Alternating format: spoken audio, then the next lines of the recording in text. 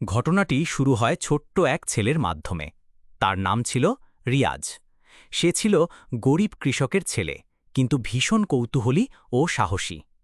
একদিন সে জঙ্গলে কাঠ কাটতে গিয়ে হঠাৎ দেখে একটা হরিণ গাছের নিচে আটকে আছে।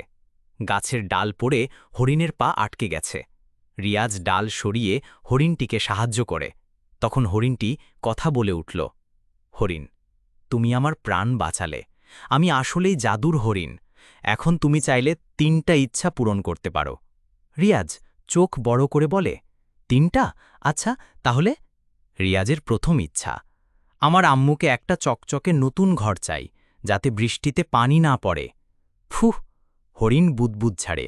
সঙ্গে সঙ্গে তাদের কুঁড়ে ঘর হয়ে যায় সুন্দর টিনের বাড়ি। দ্বিতীয় ইচ্ছা, সব গরিব বাচ্চার জন্য প্রতিদিন একটু করে মিষ্টি ও খেলনা চাই। ফুহ! পুরো গ্রামে বাচ্চারা রঙিন ব্যাগে মিষ্টি পায় ও খেলনা গাড়ি, পুতুল, সবাই খুশি। তৃতীয় ইচ্ছা, আমি নিজে বড় হয়ে সবাইকে সাহায্য করতে চাই, পড়াশোনা করে ভালো মানুষ হতে চাই। হরিণ মুচকি হেসে বলে, এই ইচ্ছা শুধু জাদু দিয়ে নয়, পরিশ্রম দিয়ে পূরণ করতে হবে। আমি তোমার জন্য সব দরজা খুলে দেব, কিন্তু হাঁটতে হবে তোমাকে। রিয়াজ পড়াশোনা করে একদিন হয়ে যায় ডাক্তার রিয়াজ, সব সময় গরিবের পাশে, হরিণের কথা মনে রেখে। শেষে সেই জাদুর হরিণ আবার জঙ্গলে ফিরে যায়, কিন্তু কারো বিপদে পড়লে সে ঠিক ফিরে আসে, একটি রঙিন বুদবুদ হয়ে।